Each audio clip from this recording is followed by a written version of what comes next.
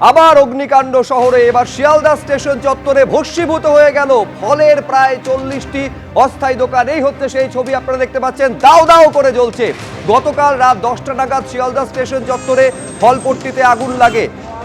একেবারে লাগোয়া শিয়ালদা স্টেশন এবং সেখানে যে ফলপট্টি, সেখানে আগুন লেগে যায়। পরপর একাধিক ফলের দোকান ভস্মীভূত হয়ে যায়। একের পর এক প্লাস্টিক ছাউনি সেটা চলে আসে আগুনের গ্রাসে। ঘিঞ্জি এলাকা হওয়ায় ঢুকতে সমস্যায় পড়েন দমকল কর্মীরা।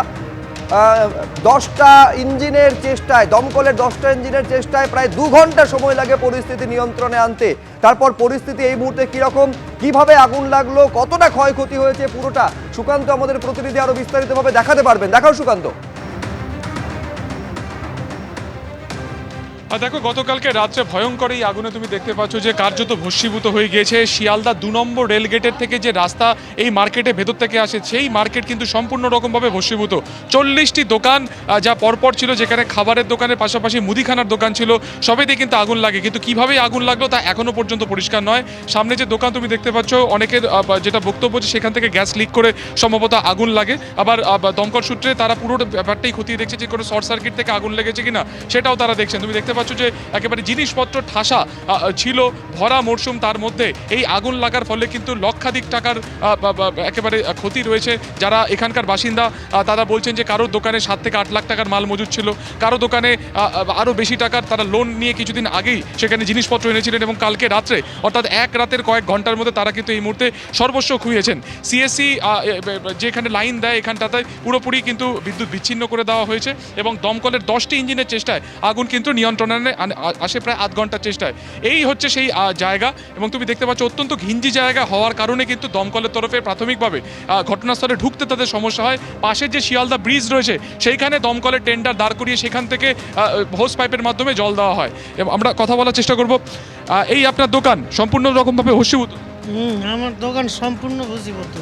কত টাকার মাল ছিল? 8 থেকে 10 লাখ টাকা প্রায় মাল ছিল। কিভাবে আগুন লাগলো কিছু জানা গেল? আপনি ছিলেন কালকে? কালকে আমি ছিলাম না, আমি দাঁতে ব্যথা করছিল, দিয়ে বাড়ি চলে গেছিলাম। আমার ভাই ছিল দোকানে।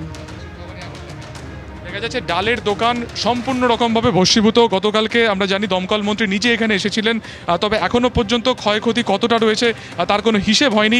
পরপর যে দোকান রয়েছে সম্পূর্ণ রকমভাবে পুড়ে ছাই হয়ে গিয়েছে। ওপরে দেখা যাচ্ছে যে অ্যাডভেস্টস রয়েছে, সেই অ্যাডভেস্টস কার্যত বেঁকে গিয়েছে। ফলত কী পরিমাণ কালকে আগুন লেগেছিল, কতটা ভয়ঙ্কর আগুন লেগেছিল তা থেকে কিন্তু অনেকটাই স্পষ্ট।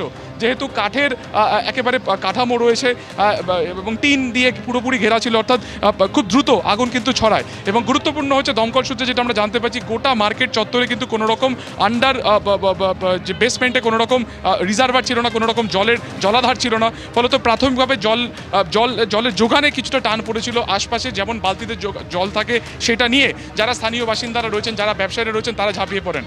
কোনো রকম ওয়াটার রিজার্ভার ছিল না, কোনো রকম ফায়ার এক্সটিংগুইশার ছিল না, এখানে কোনো কিছু ছিল না দাদা। হ্যাঁ, জানি যে পাশে শিশির মার্কেট, সেখানে থাকে, কিন্তু 9টার পর তো সেটা বন্ধ হয়ে যায়। হ্যাঁ, দোকানটা তো বন্ধ হওয়ার টাইম হয়ে গেছিল না, তখন মানে কার থেকে চাওয়া হবে? আপনারা এতদিন ধরে এখানে মার্কেট করছেন, কোনো রকম রিজার্ভার নেই, আপনারা কখনো বলেননি অ্যাসোসিয়েশনকে? আমাদের এখানে মানে ওই পার্টি অফিস আছে, এইসব ব্যবস্থা তো ওনাদের দরকার। হ্যাঁ, এবার ওনারা যদি করেনি তো আমরা কি করতে কত পারবো? বছর ধরে দোকান রয়েছে? এইটা মোটামুটি 30-35 বছর হবে। কোনো রকম জলাধার কিছু, কোনো ওয়াটার রিজার্ভার কিছু ছিল? স্যার কিছু ছিল না এখানে, ও তো কান হয়ে গেছে, তারপরে সব ব্যবস্থা হয়েছে এখানে। তারপরে কিছু ছিল না এখানে, সব যত মাল ছিল সব এখানে। আপনাকে সকালে তো আমি বলেছি তো কোথায়, একদম পুরো একদম কষ্ট হয়ে গেছে পুরো একদম। তো তুমি বুঝতে পারছো এত বড় মার্কেট যা 30-35 বছর ধরে চলছে, সেখানে কোনো রকম রিজার্ভার ছিল না, কোনো জলাধার ছিল না, কোনো রকম ফায়ার এক্সটিংগুইশার ব্যবস্থা বা ফায়ার ফাইটিং যে সিস্টেম, অর্থাৎ কোথাও আগুন লাগলে দমকল আসার আগে স্থানীয় বাসিন্দারা বা আশপাশে যারা থাকেন তারা সেই ফায়ার ফাইটিং সিস্টেম নিয়ে যাতে লড়াই করতে পারেন, আগুনের সাথে আগুন নেভানোর কাজ করতে পারেন, তেমন কিন্তু কিচ্ছু ছিল না। পাশের যে শিয়ালদা ব্রিজ, তার নিচে যে শিশির মার্কেট, সেটি 9টার পর বন্ধ হয়ে যায়। সেখানে ওয়াটার রিজার্ভার রয়েছে, কিন্তু স্বাভাবিকভাবে 9টার পর পর যেহেতু সেটা বন্ধ হয়ে যায়, দমকলে এখানে আগুন লেগেছে 10:30টার পর, ফলত জলের যোগান অনেকটা ঘাটতি ছিল। যে সরু রাস্তা তুমি দেখতে পাচ্ছ, দুধারে দোকান রয়েছে, সামনের দিকের অংশ যা এখন অক্ষত অবস্থাতে রয়েছে। তুমি শুধু রাস্তাটা একবার দেখো, কারো পক্ষে কিন্তু এখানে ঢুকে যখন আগুন লেগেছিল, দমকলের পক্ষেও এখানে ঢুকে কিন্তু আগুন নিয়ন্ত্রণ করা কোনোভাবে সম্ভব ছিল না, যার ফলস্বরূপ আধ ঘন্টা দমকলকে কার্যত ব্রিজের ওপর থেকে প্লেসমেন্ট করতেই অনেকটা সময় লেগে যায়, যার জেরে যে গোটা তুমি মার্কেট চত্বর দেখছো পুরো 30 থেকে 40টির মতন দোকান পুড়ে গিয়েছে। তবে এখনো পর্যন্ত যেটা তোমাকে বললাম যে আগুন লাগার কারণ কি, অর্থাৎ কোনোভাবে গ্যাস লিক করে কোনো আগুন লেগেছে, কারণ এখানে প্রচুর খাবারের দোকানও রয়েছে, নাকি শর্ট সার্কিট থেকে, গোটা বিষয়টি খতিয়ে দেখছেন তারা। ধন্যবাদ সুকান্ত।